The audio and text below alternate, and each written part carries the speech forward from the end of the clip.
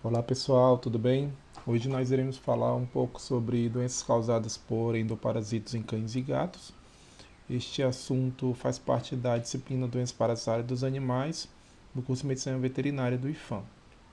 E o objetivo dessa aula é discorrer sobre as principais doenças parasitárias causadas por endoparasitos em cães e gatos, descrever sobre a sintomatologia, diagnóstica, terapêutica e profilaxia de doenças parasitárias causadas por endoparasitos em cães e gatos. É importante que se diga que a gente vai dividir essa aula em duas partes.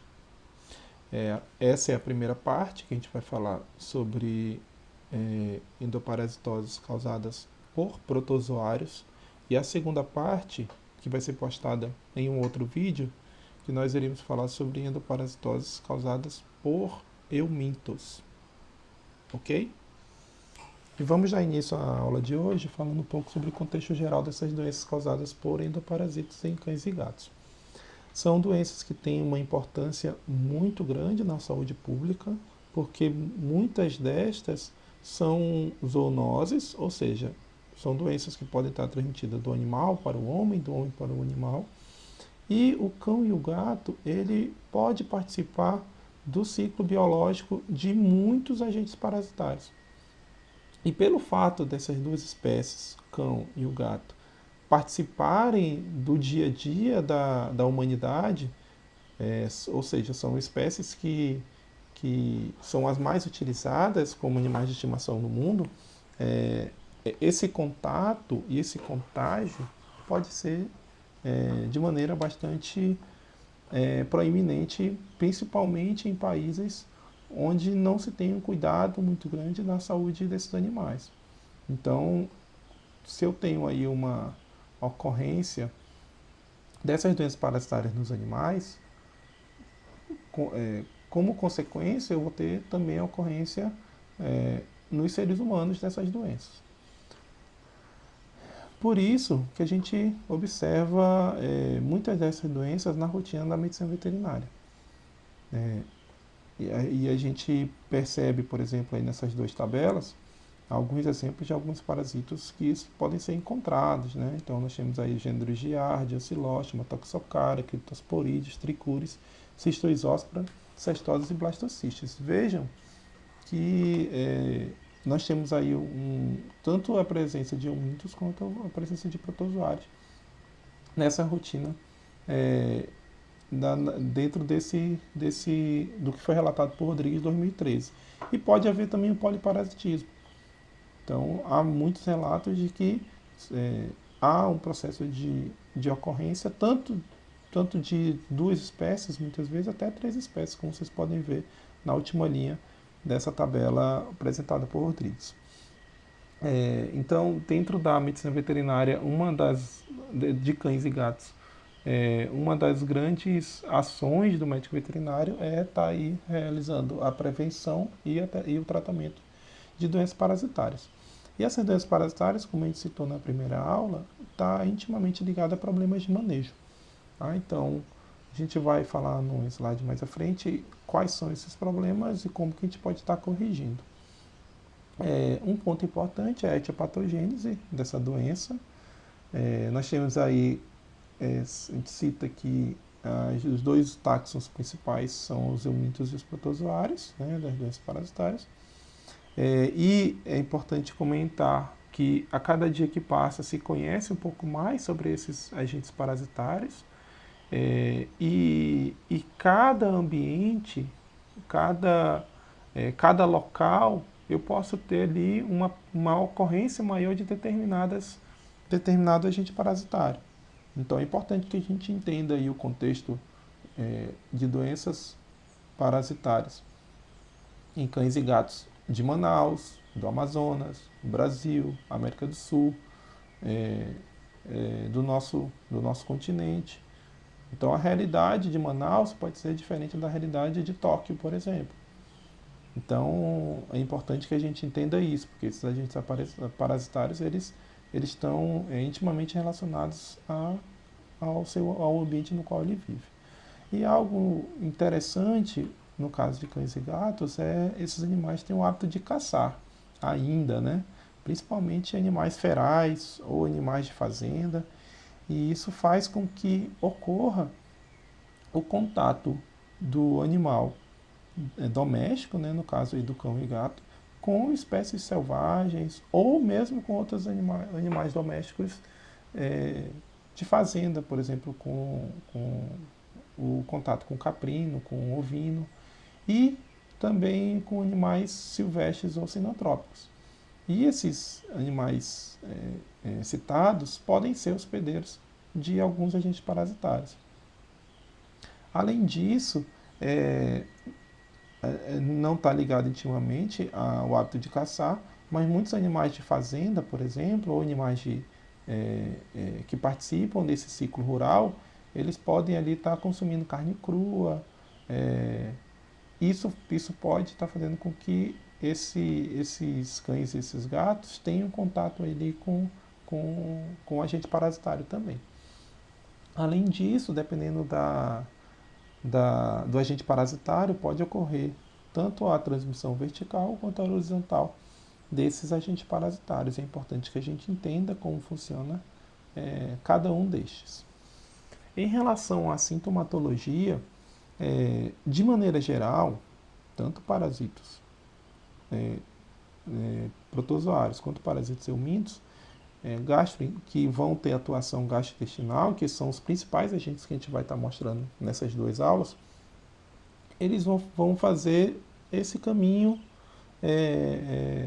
patogênico. Então vai ter, com consequência vai ter os sinais clínicos consequentes a isso. Então, qual é o caminho, mais ou menos, desses agentes parasitários frente à invasão do organismo animal? Então, vai ter ali invasão e colonização desse agente parasitário no corpo do animal, principalmente atuando ali no sistema trato gastrointestinal. Com isso, vai ocorrer uma irritação, uma inflamação dessa mucosa do trato gastrointestinal. Isso faz com que tenha ali um processo infeccioso, né, também, principalmente quando a gente fala de protozoários, mas eu posso ter também um processo infeccioso secundário, causado por bactérias, por exemplo. Com isso eu vou ter ali êmese, principalmente se for ali no estômago, e diarreia, se for a nível de intestino. Mas, dependendo da situação, eu tenho ali o processo geral, né? Eu tenho ali uma gastroenterite.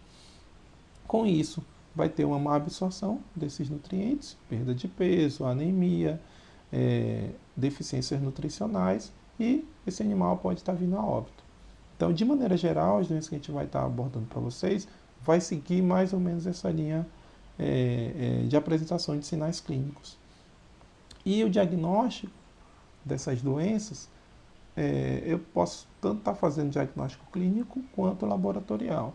Algumas dessas espécies podem ser visíveis a olho nu, podem estar presentes na fezes dos animais, outras não. Então, o suporte laboratorial é extremamente importante para o fechamento aí da doença, né, da definição da doença a ser analisada. Além disso, nós temos uma terapêutica. A terapêutica de protozoário é diferente da terapêutica de eumintos, e dentro desses grupos eu também posso ter fármacos específicos. Tá? Lembrando que essa disciplina aqui não é disciplina de clínica, mas a gente aborda contextos gerais de terapêutica e também o manejo profilático, que a gente vai estar citando. E quando a gente fala sobre a sintomatologia dessas doenças, a gente relembra que é importante que a gente saiba aonde esse agente parasitário ele vai estar causando essa alteração no organismo animal. De maneira geral, a gente vai estar trabalhando com vocês aqui doenças tanto causadas por eumintos quanto protozoários no sistema trato gastrointestinal.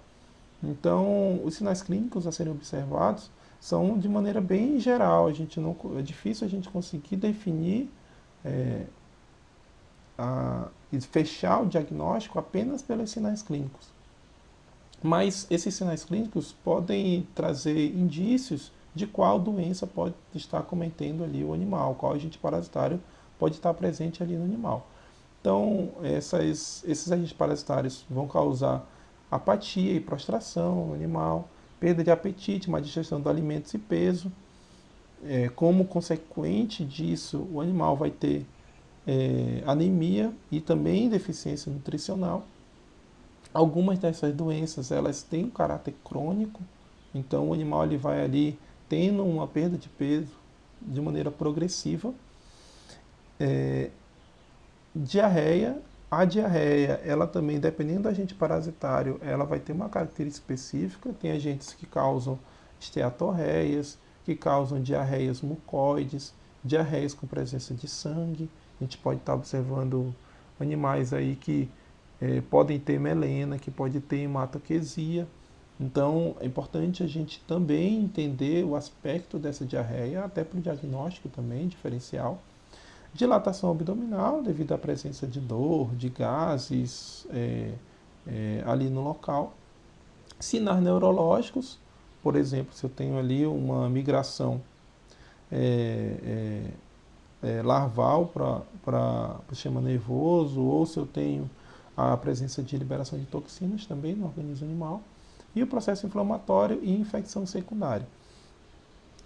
Estes dois, o que vai causar bastante degradação para esse organismo animal, e é importante que a gente, na terapêutica, também diminua esses processos.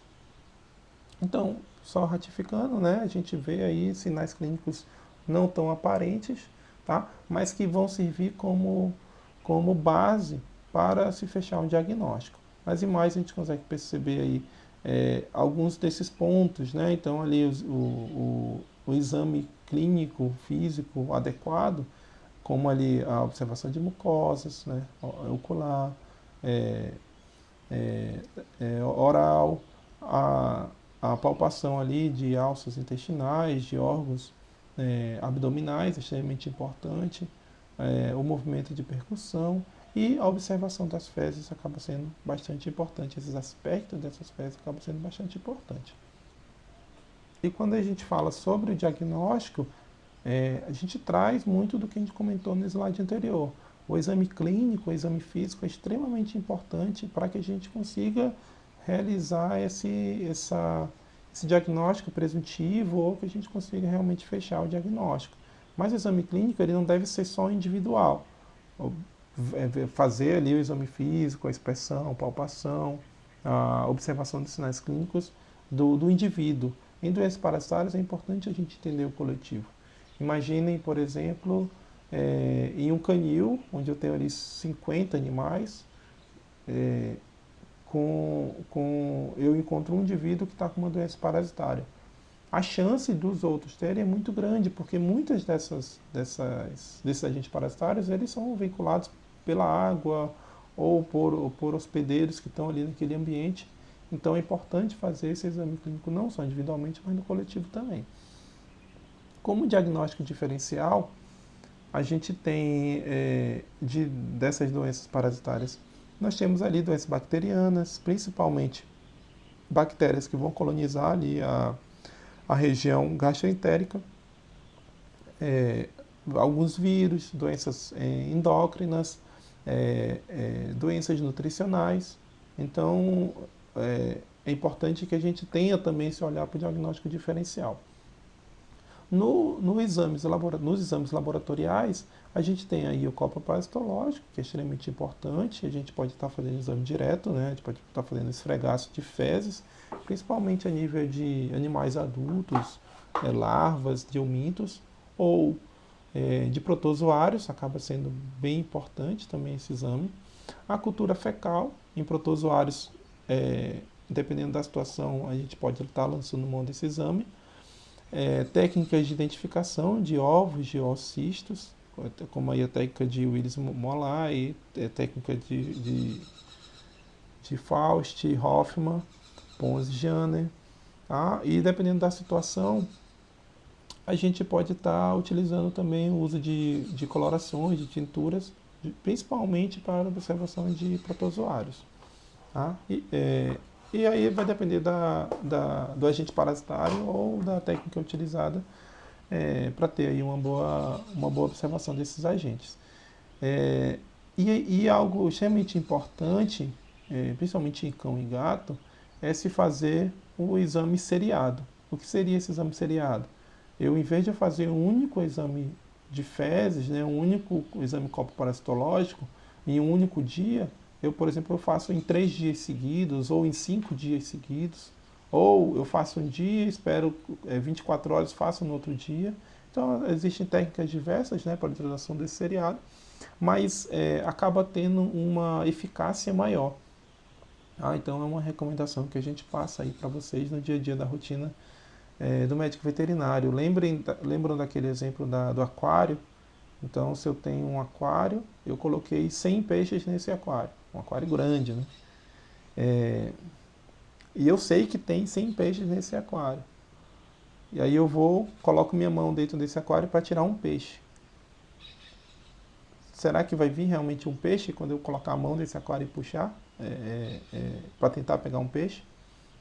Então, se eu faço isso várias vezes, ou seja, se eu faço um exame seriado, eu aumento a possibilidade de estar encontrando esse agente no organismo animal. Além disso, pode-se utilizar o PCR, né, observação desse agente parasitário, o teste de ELISA, o teste de imunofluorescência, também podem estar facilitando nesse processo, principalmente em casos onde as técnicas anteriores não foram suficientes para o fechamento do diagnóstico.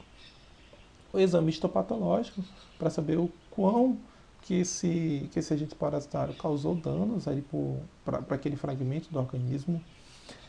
O histopatológico é bastante importante também a nível de necrópsia, para se entender o mecanismo daquela doença. Diagnóstico por imagem, e aí um ponto bem importante, né? Normalmente a gente não associa doenças parasitárias a diagnóstico por imagem. Mas, por exemplo, na imagem feita por feitose, a gente pode estar observando a presença de gases na região aí do estômago e do colo. Tá? Isso, obviamente, a gente não está fechando ali que é um agente parasitário, mas a gente está observando os sinais clínicos observados. Então, qual terapêutica que a gente pode estar utilizando, principalmente de suporte, para esse caso aí específico. Outro diagnóstico por imagem que está usando bastante é a endoscopia, porque muitos desses agentes parasitários vão causar ulcerações no TGI. E essa colonoscopia, essa endoscopia pode estar trazendo para a gente o quão grave está sendo naquele ambiente. Tá? Além disso, a ultrassonografia também acaba sendo importante, a observação. Tá? E por fim, a necrópsia, né, se infelizmente o animal vinha a óbito, para tentar se fechar o diagnóstico e sim entender o mecanismo ali daquela doença, o que ocorreu com aquele animal. Em relação à terapêutica, a gente traz aí algumas sugestões. Isso vai variar de autor para autor, a utilização desses fármacos.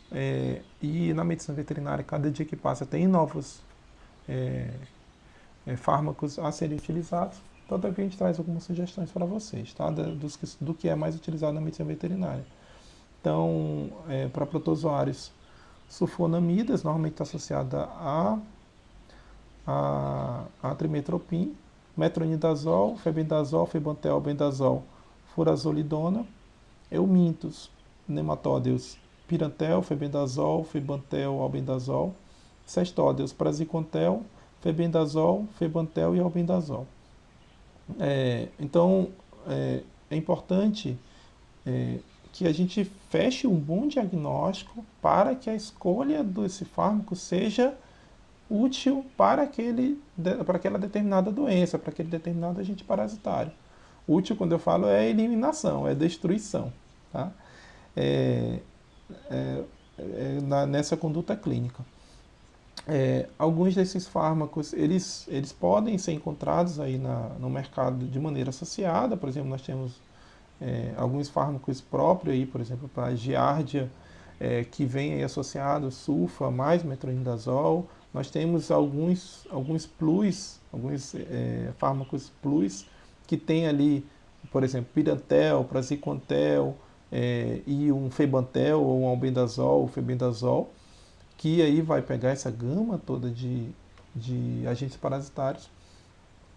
E um ponto importante, ratifico, que apesar de ter esses plus aí no mercado, é importante que a gente faça o diagnóstico adequado, justamente para não estar utilizando fármacos de maneira excessiva no animal.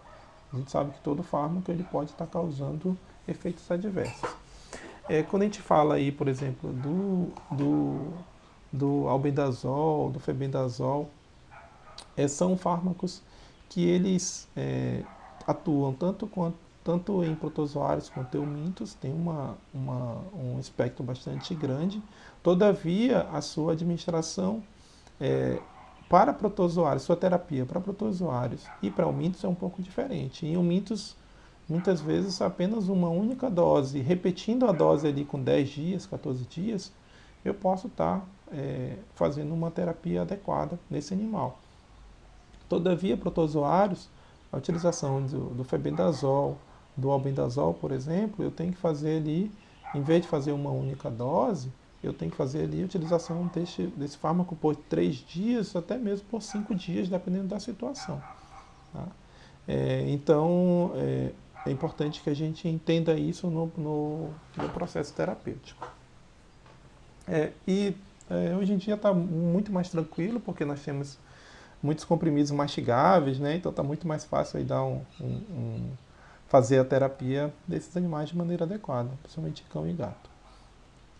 Em relação à profilaxia, a gente tem que tomar medidas que visem não deixar esse agente parasitário entrar no ambiente. Então, quando ele entrar, que ele seja eliminado rapidamente. Então, ações de posse responsável, evitar a superpopulação em contato com animais infectados, manter limpo esse ambiente, manter a água limpa, que é uma fonte bastante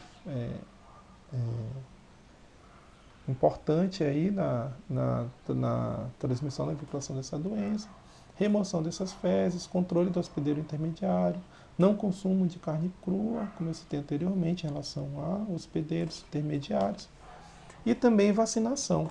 Já existe vacina no mercado, por exemplo, para a giardia, e é importante que, dependendo da região no qual esse animal está localizado, a gente pode estar lançando mão também da utilização destes. E agora nós vamos falar um pouco sobre essas doenças causadas por endoparasitas em cães e gatos e focando aí em protozoários. Tá? Na parte 1, posteriormente a gente vai estar postando a parte 2, a gente vai falar sobre eumintos. Então, a gente vai falar sobre giardíase, amebíase, criptosporidiose, isosporose, sarcocistose, amondiose e trocomoníase. Inicialmente falando sobre a giardíase, uma doença bastante importante para a medicina veterinária. Ela é causada pelo gênero Giardia. Nós temos aí algumas espécies, né, dentro desse gênero, né, a Giardia duodenalis, a Giardia entérica, a canis e a CAT, que a CAT pode estar cometendo principalmente gatos e a canis cães. A localização de tropismo, né, a ação principal é a nível de intestino. E o seu ciclo biológico, eu tenho um potencial risco zoonótico de contato, né, do cão para do cão com o ser humano. Então, essa infecção ela é transmitida via fecal-oral, esse contato direto animal-animal, homem-animal, e a ocorrência de diarreia pode ser os métodos de transmissão bastante prováveis quando eu tenho esse cenário. Embora a contaminação da água também possa ser considerada como uma via possível, principalmente quando eu tenho a oferta inadequada dessa água para esses animais e também para o ser humano. Então, vocês lembram daquela relação doença e pobreza, doença parasitária e pobreza? A giardíase ela traz à tona esse processo. Então, aí no ciclo biológico, a gente consegue observar bem. A imagem está um pouco desfocada, mas acho que dá para entender. Se for o caso, vocês podem pegar em algum livro ou aí nesse site esse ciclo biológico.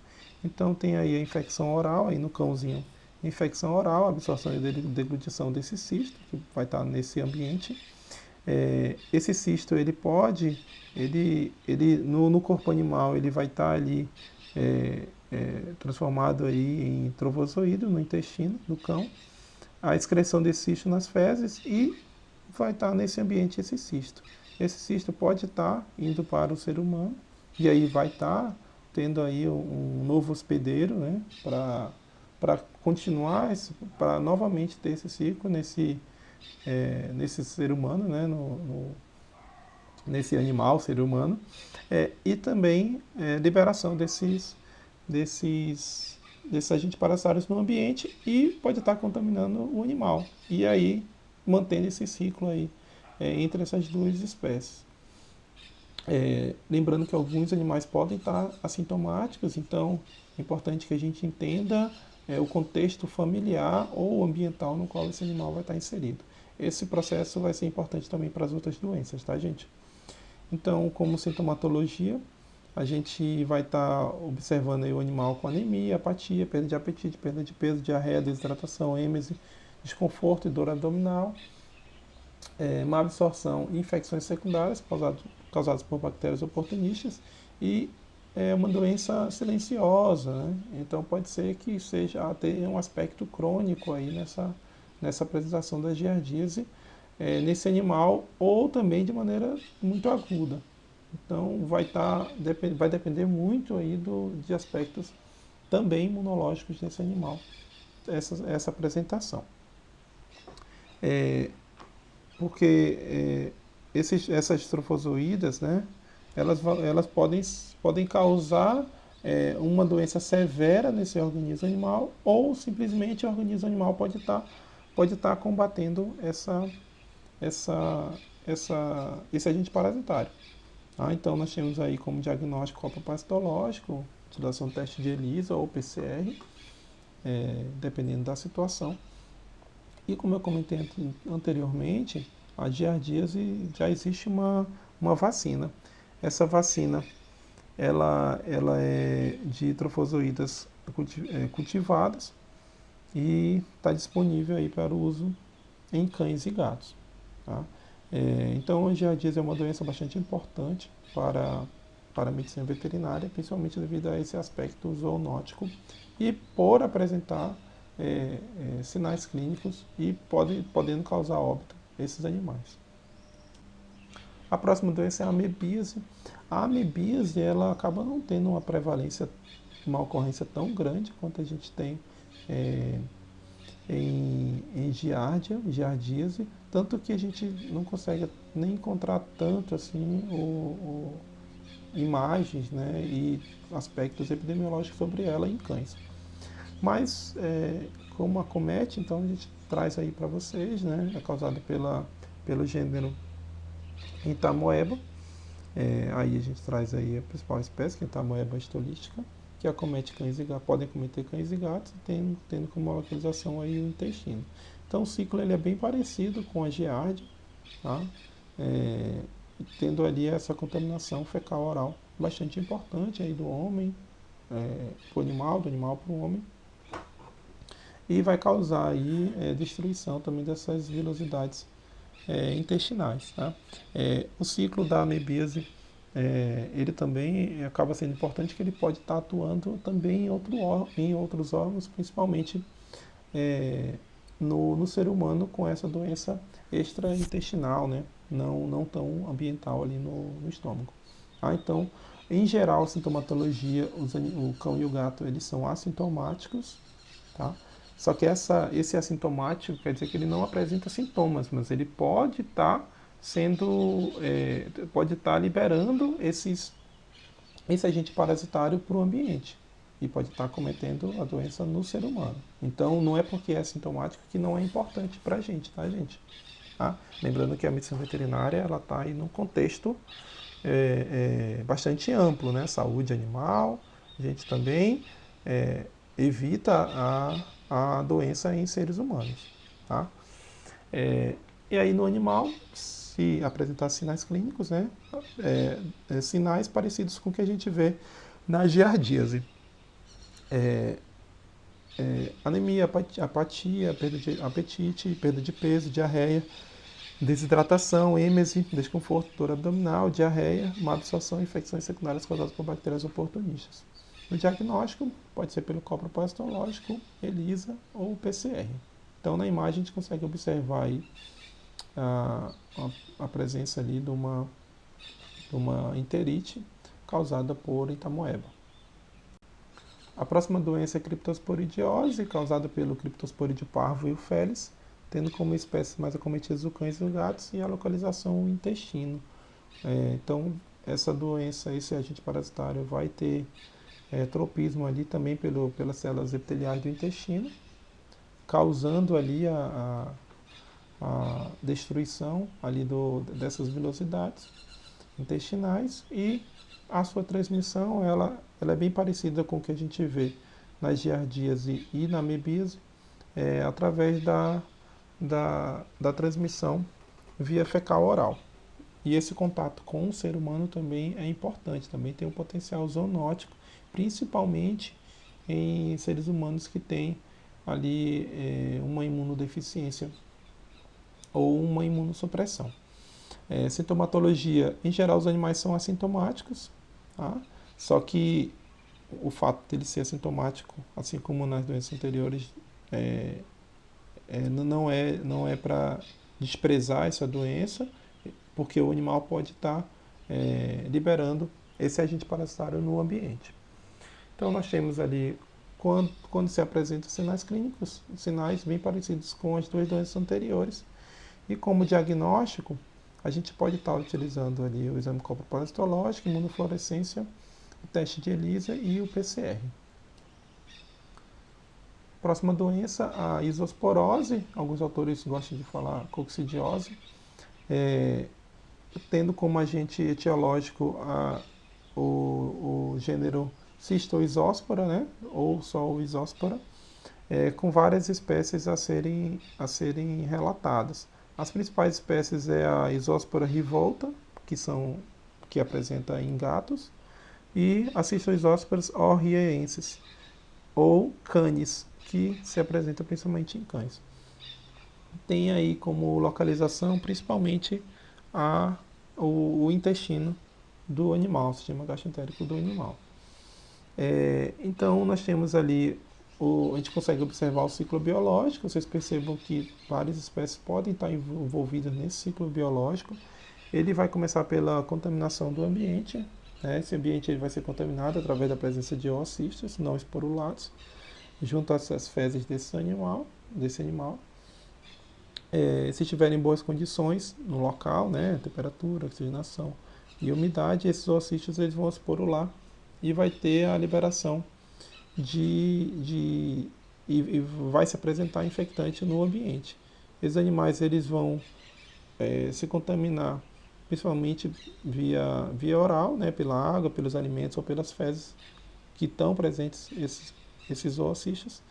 E também, além disso, que aí a gente faz uma associação bastante parecida com as doenças anteriores, podem estar presentes também através de ingestão de ratos, baratas e moscas, que podem estar transportando esse protozoário para um outro local.